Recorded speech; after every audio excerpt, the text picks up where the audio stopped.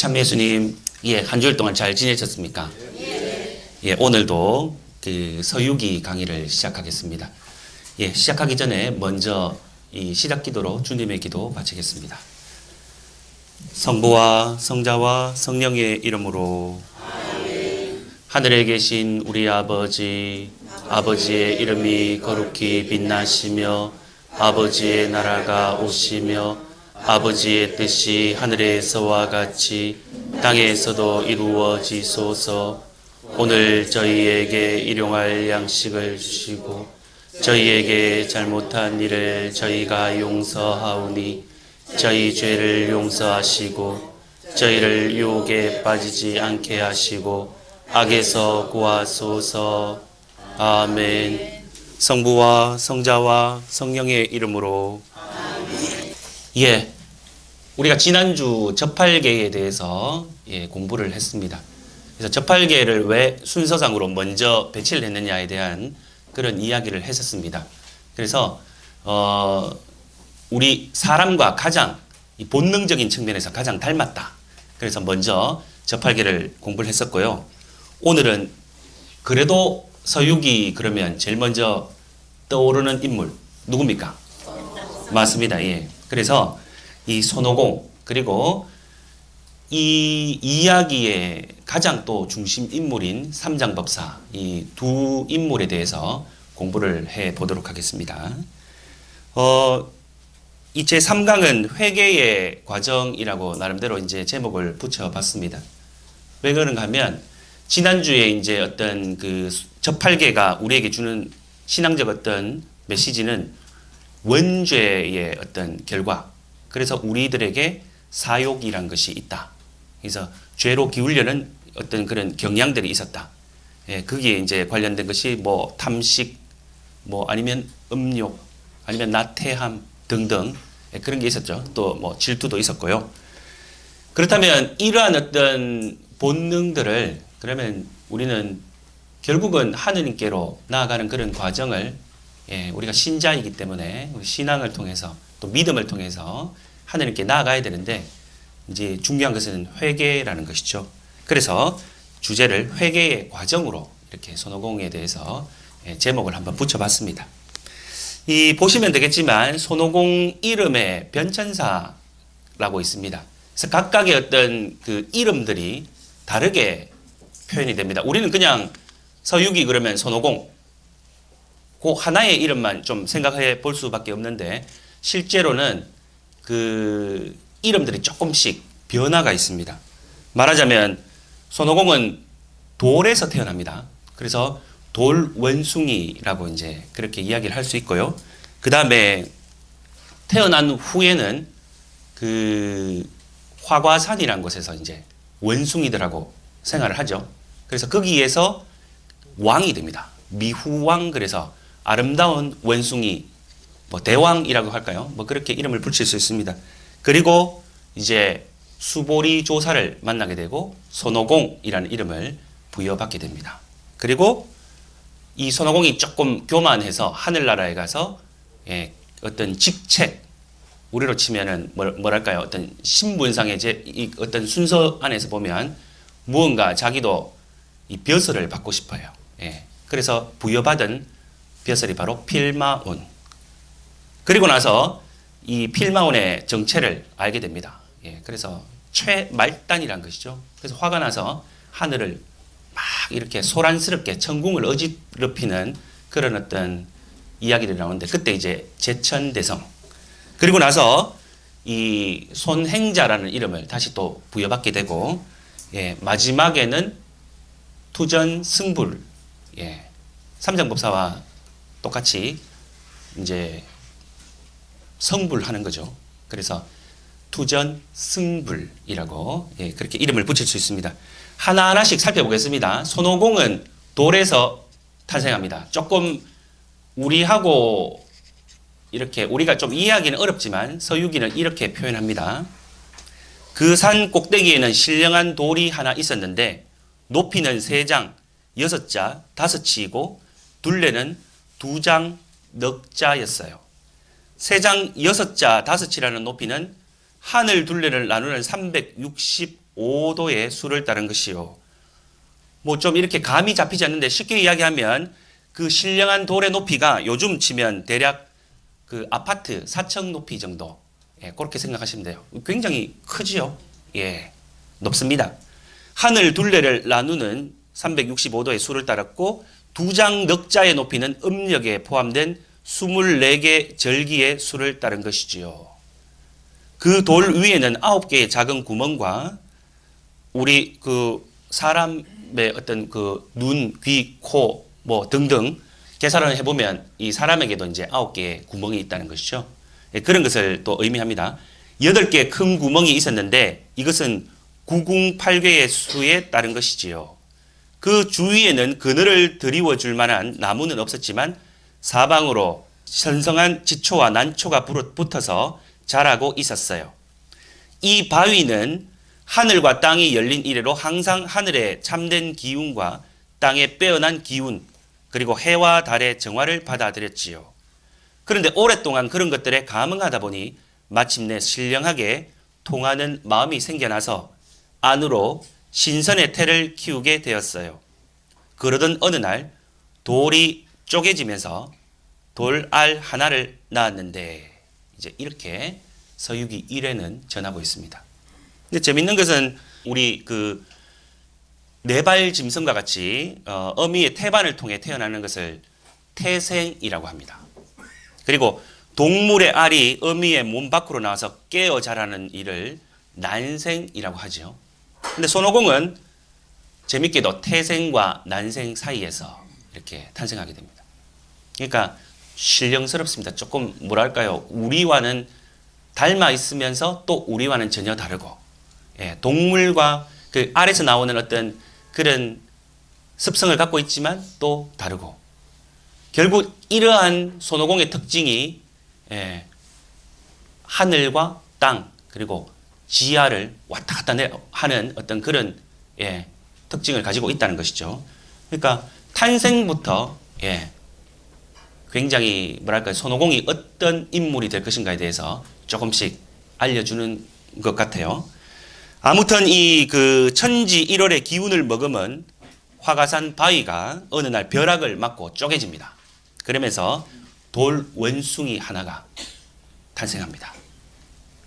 그리고 나서는, 예, 이제 그 원숭이 왕 노릇을 하죠. 왕 노릇을 하면서 본능적인 삶을 살게 됩니다. 뭐 막 먹고 즐기고, 예, 그러던 어느 날 동료 원숭이 한 마리가 죽음을 맞이합니다. 참 재밌습니다. 이 저자는 불교, 도교, 유교의 정통에 있습니다. 그래서 이 이야기를 불교식으로 이렇게 전개를 하는데요. 잠시 산보를 해보면 고타마 시타르타가 아시죠? 예, 고타마 시타르타가 수행의 길을 선택하게 되는데 그때 왜 그랬을까? 그 시자와 함께 어느 날 동문을 지나가다가 늙은, 그러니까 한 번도 늙은 분을 본 적이 없었어요. 시타르타 대자는. 왜냐하면 아버지 정반왕이 그에게 수행자가 되는 것이 아니라 자기와 똑같은 어떤 통치를 하는 그런 왕이 되기를 원했기 때문에 어릴 때 태어날 때부터 굉장히 이 좋은 것만 보여주고 산의 진미, 먹을 것, 그리고 아름다운 어떤 음악들, 춤, 그런 것만 보고 자랐는데 어느 날 노인을 처음 본 거예요. 그때까지는 괜찮았습니다. 그 다음에 남문을 지나가는데 병든 분을 처음 본 거예요. 그리고 서쪽문을 지나가다가 사람이 죽는다는 것을 처음 본 거예요. 왕자님도 죽을 수 있습니다. 죽음이란 것은 누구에게도 이것을 피해갈 수 없습니다. 예, 그러면서 이제 수행의 길을 가게 되는데 똑같은 모티브를 가지고 손오공도 자기 동료 원숭이가 죽는 모습을 보고 굉장히 슬퍼합니다. 어떻게 죽을 수가 있느냐? 죽음이란 무엇이냐? 그러면 어떻게 하면 죽지 않을까? 여기에 대한 어떤 의문을 가집니다. 이 동승신주, 손오공이 살고 있는 거기 화가산을 동성신주로 동서남북으로 나눕니다. 그리고 우리가 사는 지구를, 그러니까 말하자면 우리가 지금 살고 있는 곳을 남선부주, 그리고 신선이 사는 곳을 서우하주, 북로구주, 뭐 이렇게 동서남북으로 지명을 나누게 되는데, 이제 바다를 건너 이 영원히 죽지 않는 그런 어떤 삶, 누가 이야기를 해줘요. 알려줍니다. 신선이 사는 세계가 있다. 거기에 가면 영원히 죽지 않는 그런 답을 얻을 수 있을 것이다. 예, 그런 이야기를 듣고 손오공은 떠나갑니다. 그래서 수보리 조사라는 분을 만나게 됩니다. 이 서유기의 특징 중에 하나가 뭐냐면요, 삼교 일치 사상이 있어요. 쉽게 말하면 유교, 불교, 도교가 서로 싸우기도 하고 서로 융합하기도 하고 서로 조금씩 섞여 있습니다. 재밌는 것은 중국에 가시면 지금도 어느 사찰에 가면 부처님 모시고 있고 노자가 있기도 하고 공자가 있기도 하고 그런 상들이 함께 있는 그런 모습도 가끔씩 이렇게 볼 수 있습니다. 그러니까 저자가 살았던 시대에는 명나라이기 때문에 이미 이 서로 융합하는 그런 사상. 그래서 수보리라는 어떤 그런 말은, 이분은 사실은 석가모니 10대 제자 중에 한 명이죠. 그러면서 이분은 이 해공제일이라고 해요. 공에 대해서 이제 이해하고 그것을 공을 풀어 헤친다, 어떤 그런 의미가 있겠죠. 그러니까 공에 대해서는 제일 능통하다, 그런 어떤 별칭이 있는데, 수보리 조사는 불교적 인물입니다. 그런데 그는 서유기에서는 도교, 도사, 신선, 그런 어떤 의미로 이제 나오는 것이죠. 이미 서로 일치하는 그런 사상 속에서 인물을 묘사를 합니다. 수보리 조사를 만나서 이제 손오공이라는 이름을 받고 도수를 배우게 됩니다. 여기도 쓰여 있지만 손오공이라고 할 때 한문으로 이제 원래 이름은 설명드리면, 이 이름에 대한 조금 보충 설명을 해드리겠습니다. 1회에 나오는 이야기입니다. 수보리 조사가 웃으면서 말씀하십니다. 내 몸이 비록 비루하긴 해도 어쨌든 잣과 과일을 먹고 사는 원숭이, 호손이죠. 원숭이를 닮았구나. 너의 모습을 따라 성씨를 붙여주마. 무슨 뜻이냐 하면 이렇다. 내 성을 호라고 하면, 보시면 글자에서 왼쪽에 부수를 보시면요, 개견이죠. 그리고 짐승을 뜻하는 변을 빼버리면 옛꽃자하고 달월자가 여기 보입니다. 그렇지 않습니까? 옛꽃자와 달월자. 근데 이 옛꽃자라는 것은 무엇을 의미하겠습니까? 낡은 것을 이야기해요. 이미 지나가 버린. 그리고 달월자라는 것도 우리가 이 동양적 사고에서 보면 음양, 그러니까 해는 양이죠. 달은 음입니다. 그러니까 음이란 것은 무언가 저물어 가는, 그러니까 옛꽃자와 이 달, 이 글자를 품고 있으면 더 이상 새로움이 없는 그런 어떤 의미가 있습니다. 그래서 늙고 음에 속한 것은 가르쳐 변화시킬 수 없으니 내 성을 이제 손이라는 글자, 짐승을 뜻하는 변을, 이 부수를 빼버리면 아들 자자와 뭡니까 이거? 이을 개자. 개자죠. 근데 이 중국어로 이 발음은 시라고 해요. 아들이라는 것은 어린이죠. 우리 왜 성경에서 어린이 같이 되지 않으면 그런 이야기가 나오죠. 하늘나라에 들어갈 때 어린이처럼 되어라는. 그러니까 이 수보리 조사를 만나러 갔을 때 손오공을 맞이한 인물이 바로 어린이였습니다. 동자가 4월 삼성동 그 어린이라는 의미는 뭐 성경에서 여러분 많이 들어보셨습니다. 순수하고 미래가 아직 가능성이 있고 변화할 수 있는 이제 그런 의미죠. 그리고 이 단어는 개자는 영세 아주 어린 그 어떤 그리고 이 개자를 미세하다 아니면 뭐랄까요 발음상으로 영세하다 그런 의미를 품고 있습니다. 그래서 결국 손오공의 손자는 한자를 보면 부수를 제외하고 부수는 이제 짐승을 뜻하는 이제 그런 어떤 의미겠지만 개개자죠. 그러나 손오공의 단어 속에 이미 가능성이 있습니다. 변화를 두려워하지 않는 그리고 순수함 이러한 것들이 다 들어있습니다. 단어 속에. 그리고 오공이죠. 깨달을 오자에 이 공, 불교에서 말하는 공. 수보리 조사가 아까 해공 제1이라고 했죠. 그 수보리 조사에게 손오공이라는 그런 이름을 부여받습니다. 그리고 나서 이제 도수를 배우는데 이 72가지 도술입니다. 지난번에 한번 언급을 해드렸지만 중국의 이 숫자 안에서 9라는 숫자 8만 되어도 완성의 숫자인데 9라는 것은 그것보다 더 완벽한 형이상학적인 어떤 우리가 헤아릴 수 없는 최고의 숫자죠. 거기에서 9981이 되어야 완성이 된다고 했습니다.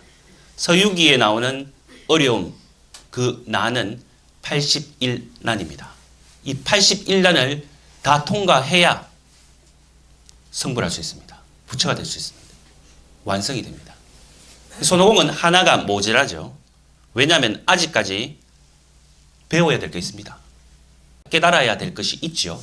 그래서 하나가 모자란 9, 8이 72.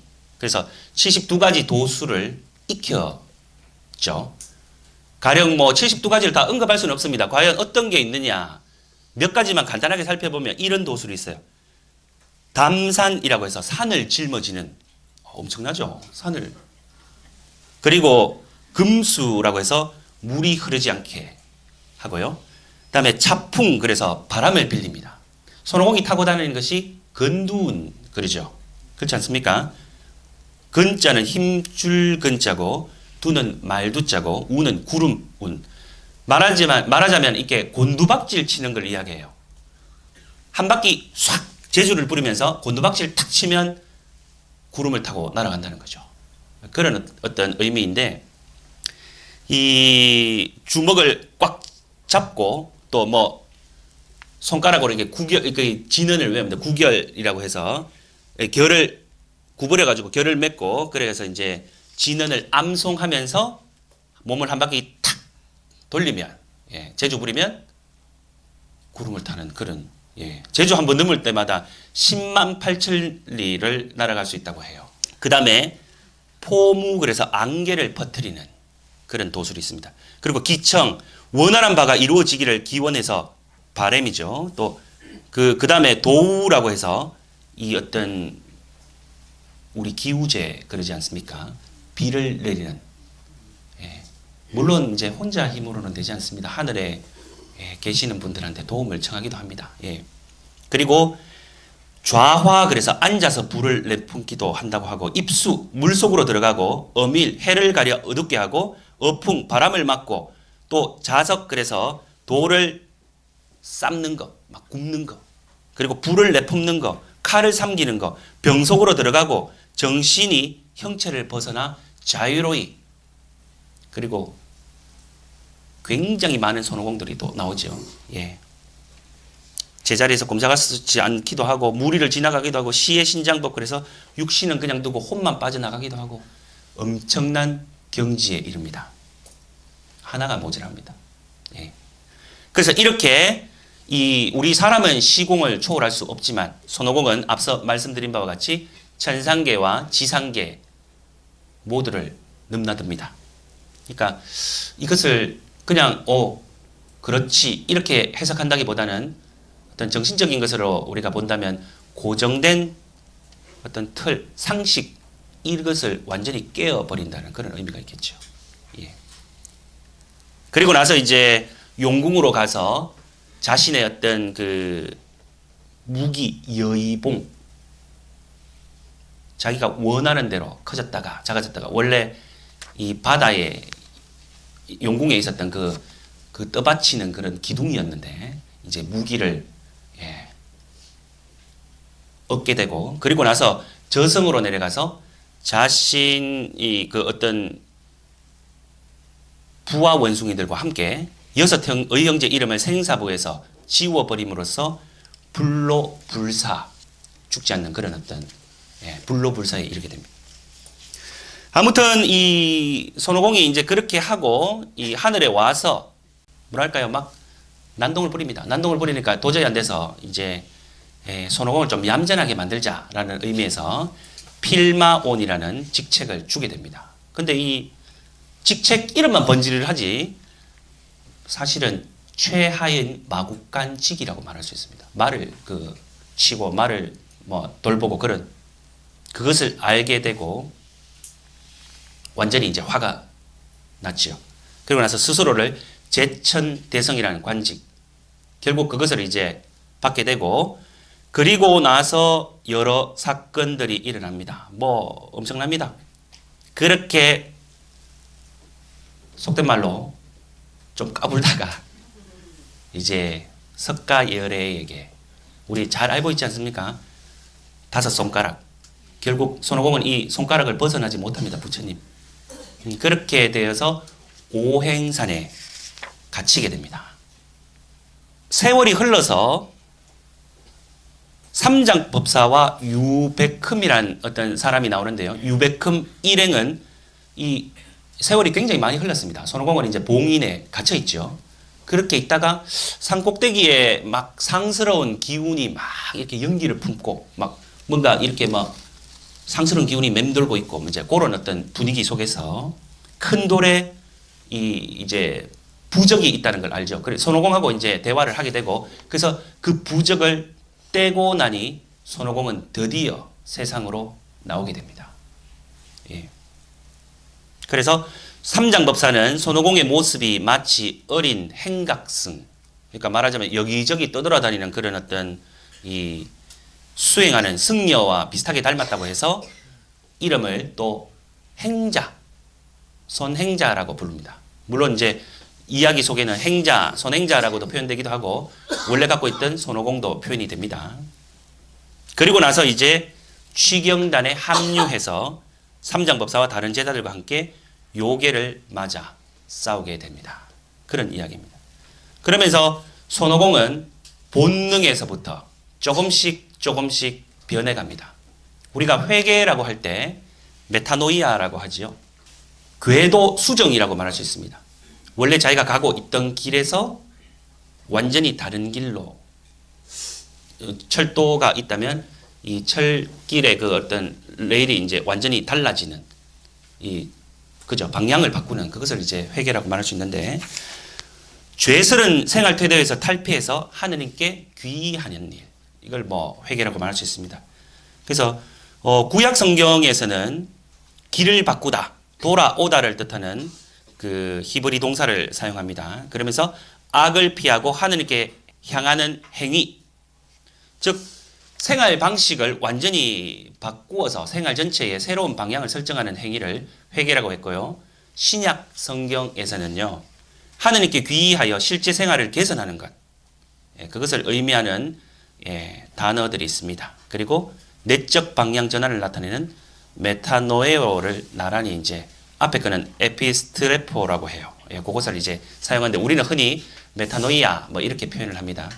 쉽게 이야기하면 죄스러운 어떤 본능적인 삶에서 하느님께로 방향을 트는 것. 결국 손오공도 하나씩 사건을 통해서 그가 방향을 틀게 됩니다. 회개의 과정이죠. 손오공이라고 할 때 손오공 분노를 많이 일으킵니다. 분노를 많이 해요. 이 분노는 지난주에 우리가 살펴본 어떤 저팔계의 탐식이나 어떤 뭐 게으름이나 나태함 이런 육체적인 게 아니에요. 정신적인 겁니다. 분노 조절 장애 들어보셨지 않습니까? 예. 손오공이 첫 번째 앞서 말씀드린 바와 같이 옥황상제로부터 필마온, 아까 말을 치는 마국간에서 그 직책을 받았을 때 품계가 없구나라고 그것을 깨닫는 순간 이렇게 표현합니다. 자기도 모르게 속에서 화가 치밀어 이를 갈며 불같이 성을 내게 된다. 그리고 이 하늘 궁전을 어지럽혔던 손오공을 잡아 처벌하기 위해서 여러 신들이 파견됩니다. 전투를 하죠. 그 중에 9명의 흉악한 신들이 수렴동의 문을 부수고 쳐들어왔을 때 이 제찬대성은 경노합니다. 이 손오공의 분노, 결국 석가열애가 등장할 수밖에 없었던, 아무도 제어를 하지 못했습니다. 그래서 이 손오공의 분노, 결국은 그가 오행산에 갇히게 되는 계기가 되는 것은 바로 이 분노 때문에 그렇습니다. 분노라는 것은요, 우리 가톨릭 대사전에 이제 이렇게 나오는데, 타인을 벌하고자 하는 무질서로서 욕구와 함께 싫어하는 감정을 무절제하게 터뜨리는 것. 무질서함입니다. 타인을 벌하기 위해서. 그래서 싫다는 감정, 욕구와 함께 확 이렇게 절제가 없는 터뜨리는 그런 어떤 의미가 바로 분노라고 하죠. 근데 이런 분노는 두 가지 종류가 있어요. 말하자면 정의 실천을 위해서 올바른 이성적 작용으로서 다른 사람에게 분노하는 경우가 있습니다. 그렇지 않습니까? 정의를 실현하기 위해서. 분노라는 의미에서는 부정적인 느낌이지만 의도가 정의를 실현하기 위해서 분노를. 두 번째는 보복을 합법적인 질서에 따르지 않고 자기 권위로 하거나 정당한 목적이 아니라 정오심에서 보복하는 경우, 요것은 이제 악이 됩니다. 그렇죠. 후자. 결국 일상생활 속에서 체험할 수 있는 것은 분노가 일어나면 반드시 결과가 좋지 않다는 겁니다. 분노를 조절하셔야 합니다. 예. 욕설을 내뱉고 싸우고 상처 주는 일이 발생합니다. 무엇 때문에? 이 분노 때문에. 그래서 이러한 부분들을 좀 손오공을 통해서 우리가 생각해 볼 수가 있죠. 손오공의 이 특징은 분노도 있지만 결정적인 것이 교만함, 자만심. 엄청나게 교만합니다. 자기 명예욕도 굉장히 중요시합니다. 손오공을 어떻게 제어할 것이냐. 나중에 조금 이따 설명하겠습니다만은 긴고화라고 해서 왜 이렇게 두 금태가 있지 않습니까? 요 주문이 있습니다. 긴고화주를 외면 손오공의 머리는 엄청나게 깨질 듯한 고통을 당하게 되죠. 그 이야기 좀 이따 하겠습니다. 참 좀 어렵고 단어가 좀 생소한데 유기미후라고 해서 유기미후가 침투합니다. 말하자면 가짜 손오공. 이 6 도둑을 만나게 되는데요. 삼장법사 만나서 이제 가다가 손오공은 그들을 잔인하게도, 소설이기 때문에 그렇습니다, 다 죽이게 됩니다. 때려 죽여요. 그래서 삼장법사는 살생을 저지른 손오공의 흉악함을 알게 되자 손오공에게 구구절절 따지게 되죠. 그러나 마음에 일어나는 불길을 억누르지 못하고 손오공이 이런 말을 해요. 당신은 이미 내가 중이 될 수 없고 서역에도 가지 못할 거라 했으니 나한테 이래라 저래라 잔소리하며 욕할 필요도 없겠지. 내가 돌아가면 그만 아니요. 지금은 손오공에게는 이 금태가 없습니다. 언제든지 자기가 삼장법사보다 우위에 있다. 내가 없으면 안 된다. 그런 생각이 강력합니다. 삼장법사가 대꾸할 겨를도 없이 손오공은 건두원을 타고 손 어르신은 떠나신다 하고 가버립니다. 삼장법사 그죠? 뭐 아무런 힘이 없습니다. 왜? 잔소리도 듣기 싫고 자신이 주인공이 되어야 됩니다. 지금까지 그는 자신이 무대 위에 서 있었지 낱말에 있는 것은 참을 수가 없었습니다. 사람은 누구나 무대 위에 서기를 원하지 않습니까? 삼장법사는 혼자 되었습니다. 그렇지만 이 이야기가 전개되기 위해서는 이렇게 끝나면 안 되겠죠. 그렇지 않습니까? 그래서 남해의 관음보살, 관세음보살이 도와줍니다. 손오공에게 입힐 옷과 모자를 건네주게 되고 이제 또 손오공을 설득을 해서 다시 오게끔 합니다. 그러면서 손오공은 삼장법사의 보찜을 열다가 번쩍번쩍 빛나는 뭐가 있어요. 옷도 입고 이 방금 이야기한 모자 뭔지도 모르고 그죠. 비단 승복과 금실로 꽃으로 수놓은 모자를 발견합니다. 그러면서 삼장법사가 이렇게 이야기합니다. 이건 내가 어렸을 때 입던 것이다. 이 모자를 쓰면 불경을 배울 필요도 없이 다 외울 수 있게 되고 이 옷을 입으면 예부라는 법을 배우지 않아도 예불의식이 몸에 배게 되지. 뭐 이런 이야기 들으면 그 어려운 수행 필요 없습니다. 옷만 입기만 하면 이 다른 맥락에서 우리 이 간교한 뱀 창세기에 그죠? 하느님께서 너희는 동산의 어떤 나무에 있든지 열매를 따먹어서는 안 된다. 이렇게 말씀하셨는데 정말이냐? 사실은 아니에요. 모든 나무에서 어떤이 아닙니다. 그러니까 이 간교한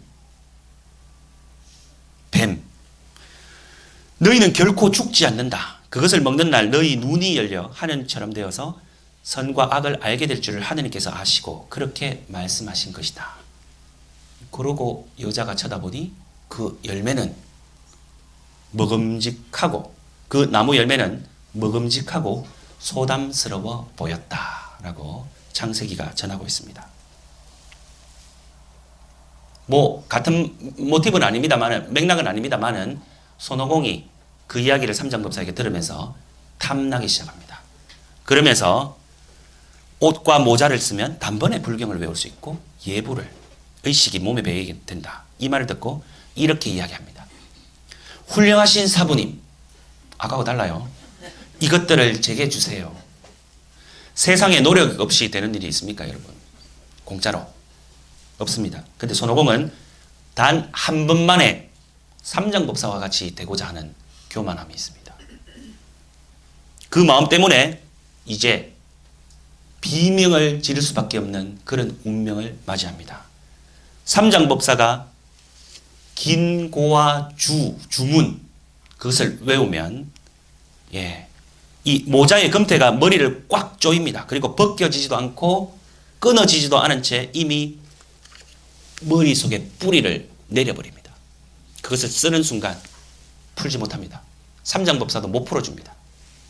그러면서 이 긴고와 이 서유기에는 손오공뿐 아니고 흑풍산, 흑풍괴, 그리고 어린이로 나오는 이 홍해야 이 요괴들에게도 똑같은 물론 조금씩 양상은 다를 수 있는데 그런 그 긴고화가 이렇게 씌워집니다. 요괴들. 여하튼 이 인간 마음은 단순하지 않습니다. 그렇지 않습니까? 의식의 세계와 무의식의 세계. 그렇죠? 우리가 꿈을 꾸면 현실과 똑같은 느낌이 있죠. 돈도 많이 주워 보셨죠? 몇 번 죽기도 하고 죽은 척도 해보기도 하고 그렇지 않습니까? 그러다가 장면도 바뀌기도 하고 영화로 치면 이 옴니부스식 말하자면 이 액자식 구성입니까? 옴니부스가 아니라 액자식 구성 모르겠습니다. 이 용어가 지금 갑자기 기억이 안 나는데 옛날에 우리 왜 극장에 가면 2% 보여줬잖아요. 그죠? 2번 동시상영 그래서 한 프로 보고 또 보는 그래서 꿈도 좀 그런 경우도 있고 기억이 안 나기도 하고 무의식의 세계입니다. 내가 의식으로 파악할 수 있는 마음의 세계가 있는가 하면 겉으로 드러나지 않는 감추어져 있는 의식들이 우리에게 존재합니다. 사도 바오로 로마서에 이런 말씀이 있어요. 그러나 내 지체 안에는 다른 법이 있어 내 이성의 법과 대결하고 있음을 나는 봅니다. 그 다른 법이 나를 내 지체 안에 있는 죄의 법에 사로잡히게 합니다. 로마서 7장 23절. 내 지체 안에 다른 법이 있다. 머리로는 옳다는 것을 알면서도 옳지 못한 일을 행하기도 합니다. 우리의 어떤 모습, 그렇지 않습니까? 이성적으로 옳고 그름을 알지요. 해야 되는 것을 당연히 압니다. 선행을 실천해야 된다는 걸 압니다. 그러나 그것을 방해하는, 결국 그것도 내 자신입니다. 당장 해야 할 일을 알면서도 게으름을 피워 하지 않기도 하고 하지 말아야 할 일을 오히려 더 많이 하게 된다는 사실, 우리 다 경험하고 있지 않습니까? 분명히 나는 하나인데 마치 여러 명이 존재하는 듯합니다. 그러면 과연 누가 참된 나일까?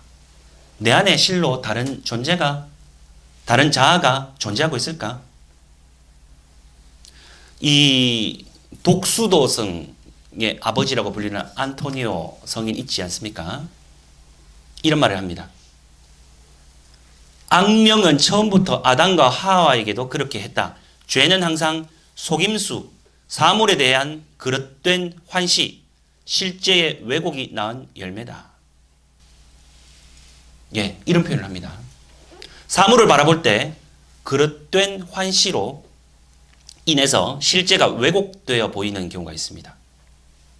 이러한 문제는 사실 불교에서 더 자세하게 이야기를 해줘요.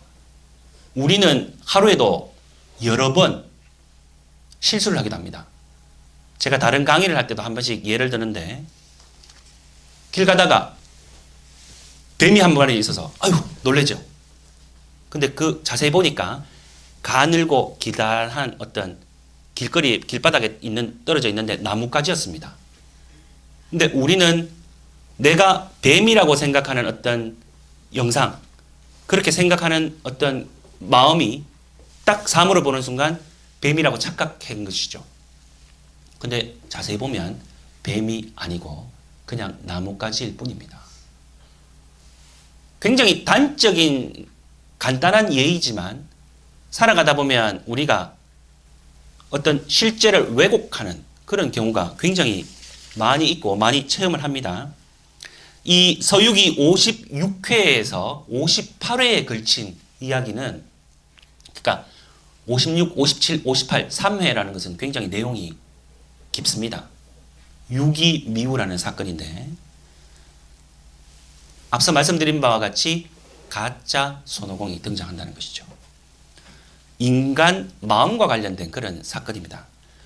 이 유기라는 것은 이자입니다. 귀가 여섯인 원숭이라는 그런 뜻입니다. 서유기 56회에서 시작할 때 다음과 같은 시로 시작됩니다.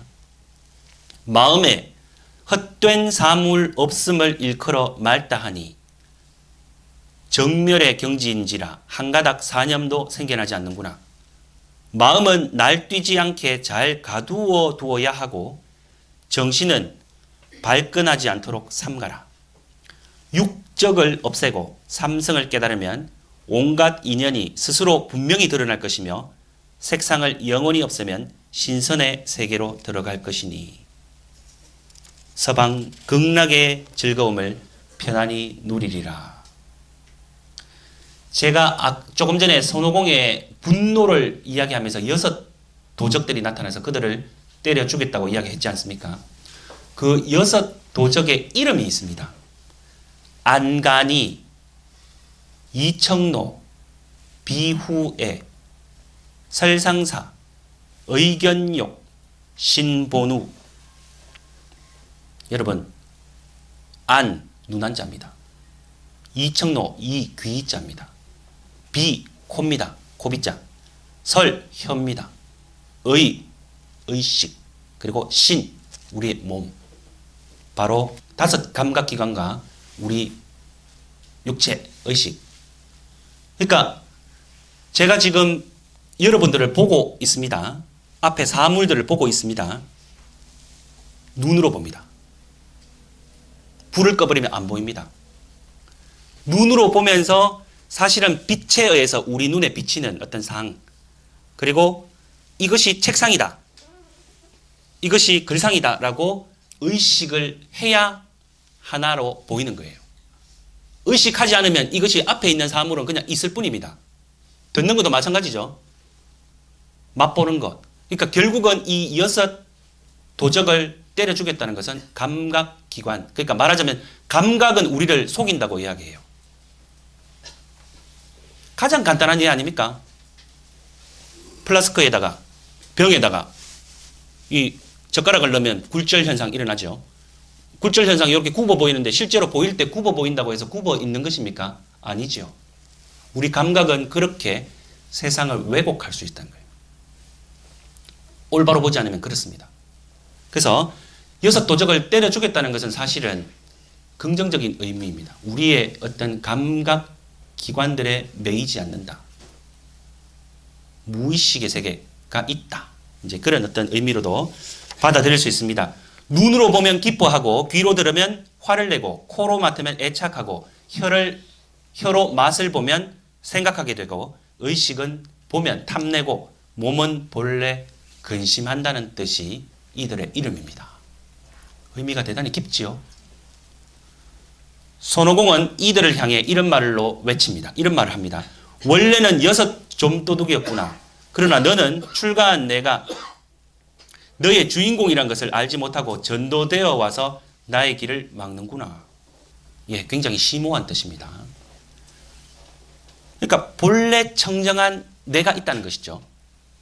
우리 자아에는 아까 사도 바오로도 말씀하신 것처럼 우리 자아에는 다른 성질로 변화되어서 참된 자아가 있었는데 오염된 자아로 이렇게 전변이라고 하는데 그렇게 변화가 되기도 합니다. 우리 하루에도 수없이 천당과 지옥을 왔다 갔다 하지 않습니까? 결국 우리 자아가 그렇게 하는 것이죠. 손오공은 이들을 제압하고 마는데 제압하면서 사부님 가시지요. 그 도둑놈들은 이 몸이 다 처치했습니다. 결국 제압했다.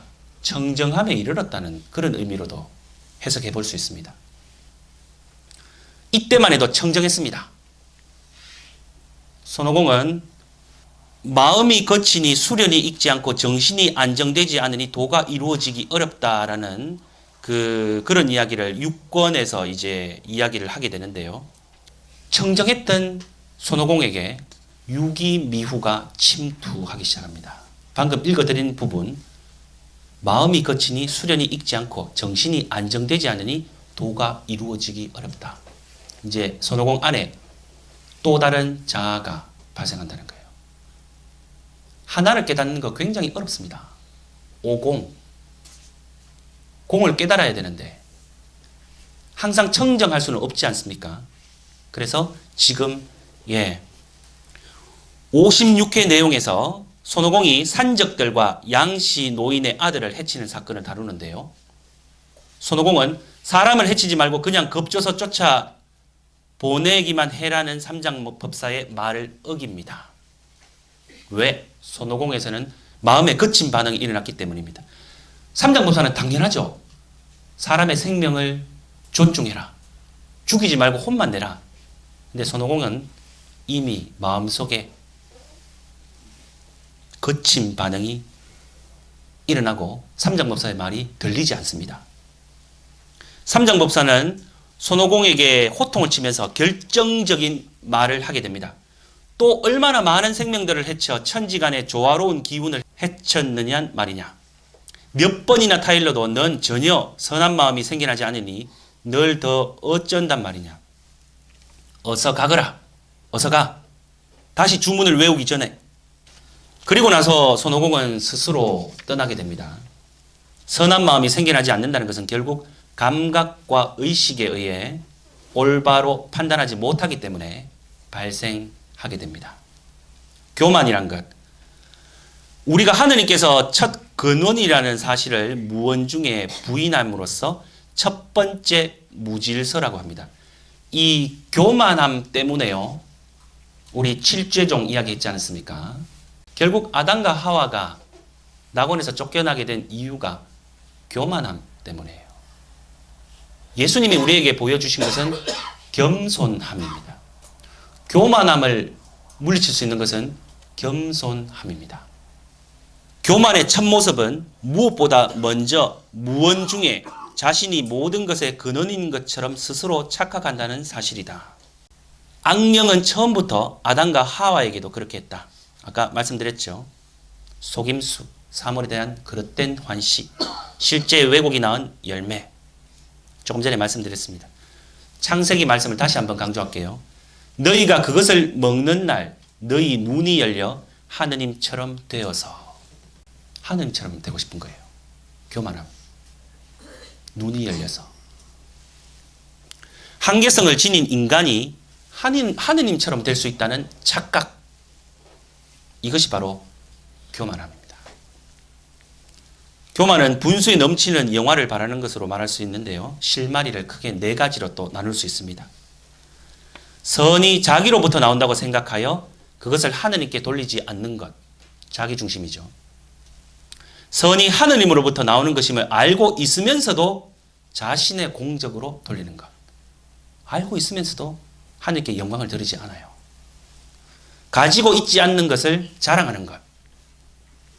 남을 경멸하면서 자신은 무엇 사람들과 다르다고 생각하는 것. 이것이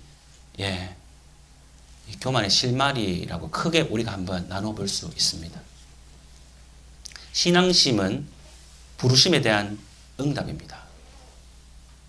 종교심은 내가 신을 설정할 수 있습니다. 내가 바위를 하나 두고 기도할 수 있습니다. 내가 물을 떠놓고 이렇게 해 주십시오라고 기도할 수 있습니다. 여기에는 하느님과 인간의 관계가 없습니다. 그렇죠? 결국 내가 하느님과 똑같아진다. 이러한 문제, 교만의 문제라고 말할 수 있겠죠. 그렇지만 손오공은 조금씩 변해갑니다. 이렇게만 끝나지 않습니다. 변화되어야 합니다. 또 변해갑니다. 손오공의 어떤 우리가 이제 다음 테마로서 의협심이라고 말할 수 있는데요. 여러분, 무협지 좋아하십니까? 예. 무협지. 재밌습니다. 무는 그야말로 무의 무술, 그런 거 아니겠습니까? 근데 협이라는 것, 이거 굉장히 좀 중요한 단어입니다. 중국에서 유불도 이게 이제 문화의 주류라고 말할 수 있으면 협이라는 것은 조금 민간 색채가 농후한 그런 문화 형태를 가지고 있습니다. 그러나 이 협이라는 어떤 문화가 중국 역사 안에서 계속 이어져 내려오고 있지 않습니까? 중국의 봉건 사회의 부정적인 측면, 이른바 흑막의 역사 안에서 보면 일반 백성들은 늘 압박당합니다. 그리고 불공정한 침해를 받습니다. 그때마다 협객들이, 소위 말하는 영웅들이 등장하지 않습니까? 그래서 이 손오공에게 보면 의협심이 있습니다. 이제 조금씩 변해갑니다. 요괴가 백성들을 괴롭히는 것을 보면서 협의 정신을 발휘하기 시작합니다. 여러 편이 있지만 한 편만 대표적으로 살펴보면요. 꼭 손오공은 서유기 안에서는 요괴들만 나오는 건 아니에요. 또 요괴들도 나오고 사람들도 등장하고 사람들이 문제를 일으키기도 하고 그래요. 근데 또 이 44회에 보면 거지국이라는 나라가 있는데 여기에 20년 전부터 끔찍한 가뭄이 일어났는데요. 비를 내릴 수 있는 신선들이, 도사들이 등장합니다. 이름은 호력대선, 농력대선, 양력대선. 이들은 도사와 스님들을 이제 왕이 이렇게 누가 비를 내리는지 보고 스님들도 기도를 했고 예불을 드리고 도사들도 그렇게 했는데 결국 도사들이 비를 내리게 되자 스님들은 그때부터 노동을 하기 시작하고 스님들은 이제 더 이상 이 쓸모가 없어서 조정에서 화가 났습니다. 그래서 그들을 집안 하인처럼 부리라고 합니다. 그러면서 막노동부터 시작해서 음식도 제대로 못 먹고 고통을 당하기 시작하죠. 그 이야기를 이제 손오공이 알게 되고 스님께 접근해서 손오공이 그 문제를 해결합니다. 그런 어떤 이야기를 통해서 뭐 이야기를 쭉 풀어나가면 조금 시간이 많이 길기 때문에 어쨌든 이 손오공이 개입을 해서 의협심을 발휘했다는 것이죠. 그런 이야기들이 서유기 속에 많이 나옵니다. 투전성불, 이 악을 누르고 선을 드날리면서 경전을 가지러 가는 도중에 변함없이 요괴들을 물리쳐 공을 세웠기 때문에 정과를 인정한다는 의미에서 투전성불, 결국 부처가 되는데 어떻게 가능했을까? 손오공은 생애적으로 본능적 삶을 살았습니다. 말씀드렸죠. 대장을 하면서 마음대로 먹고 온갖 쾌락을 만끽하고 간섭하는 원숭이가 없었습니다. 천상세계도 마찬가지였죠. 하늘을 어지럽히게 된다는 이야기를 이미 해드렸습니다. 삼장법사 도움으로 죄값을 용서받았지만 그 본성이 계속 드러나게 되고 결국 관세음보살의 도움으로 조금 전에 설명한 긴고와, 이것은 결국 날뛰는 본성을 제어하는 장치입니다. 그리고 그 주문을 통해서요. 그 출처가 이렇습니다. 관음보살이 절하고 받자 석가열에는 또 고리 3개를 주면서 말했어요. 이 보배는 긴고아라고 부르는데 금, 긴, 금 3편의 주문이 있노라. 만일 도중에 신통력이 큰 요마를 만나면 반드시 그에게 좋은 것을 배우기를 권하고 경전이죠. 가지러 오는 사람의 제자로 삼도록 해라. 그가 부름에 복종하지 않으면 이 고리를 그의 머리에 씌워 주어라. 그러면 고리가 자연히 그 살의 뿌리를 내릴 것인데 각각의 용도에 맞는 주문을 외우면 눈이 튀어나오고 머리는 아프고 이마가 빠개지는 고통을 줄 것인지라 그를 불문에 귀시킬 수 있을 것이니라. 이렇게 좀 더 심화된 이야기입니다. 결국 이것 때문에 감정이 제어를 당한다는 것이죠. 스스로 감당하지 못하는 힘을 가진 인물을 제어할 수 있는 유일한 수단입니다. 손오공이 힘을 동원해서 요괴들을 없애려고 할 때 삼장법사는 미물이라도 생명을 소중하게 다뤄야 한다며 만류하기도 하지요. 어떤 요괴도 무서워하지 않는 손오공, 그러나 그를 무섭게 하는 것 바로 이 긴고와 태입니다. 자신의 욕구를 억제하면서 한 단계 한 단계 변화시킬 수 있는 그런 장치.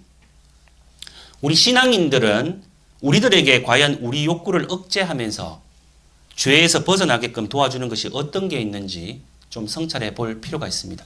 어떤 것이 우리 욕망을 제어하고 있고 더 이상 이 욕망이 날뛰지 않게 하는 것이 무엇이 있을까? 그런 것들을 좀 성찰해 볼 필요가 있습니다. 손오공이 극도의 잘못을 저지를 때 삼장법사가 주문을 외우면 손오공은 참을 수 없는 고통에 빠지죠. 그리고 용서의 구도로 넘어가게 됩니다. 삼장법사가 필요하다고 생각할 때 손오공을 제어할 수 있는 장치. 그래서 이것을 쓰고 나서부터 손오공은 조금씩 회개의 삶, 즉 변화의 방향으로 가고 있습니다. 이 투전성불의 자리에 오르고 나서도 손오공은요, 삼장법사에게 지금껏 자신을 제어하였던 긴고아를 없애고 싶은 마음이 강렬했습니다. 그러면서 사부님, 저도 이제 사부님과 똑같이 부처가 되었는데 설마 아직도 이 금태를 두르고 있어야 하는 건 아니겠지요? 근데 삼장법사 이렇게 대답합니다. 예전에는 너를 통제하기 어려웠기 때문에 그런 법력을 써서 너를 다스렸던 것이다. 근데 지금 이미 부처가 되었으니 벌써 저절로 없어져 버렸느니라. 아직까지 그 태가 머리 위에 남아있을 리가 있겠느냐? 한번 만져보아라. 손오공이 손을 들어 더듬어 보니 정말 금태가 사라진 상태였습니다. 더 이상 손오공을 제어해야 할 장치가 필요 없게 되었습니다. 손오공이 투전성불이 되어서 이제 완전히 성불했기 때문에 사라진 것이죠. 요 이야기 앞에 이제 요거는 이제 100회의 이야기고 98회의 마지막 관문이 하나 있는데 그 능운도라는 곳을 지나갑니다.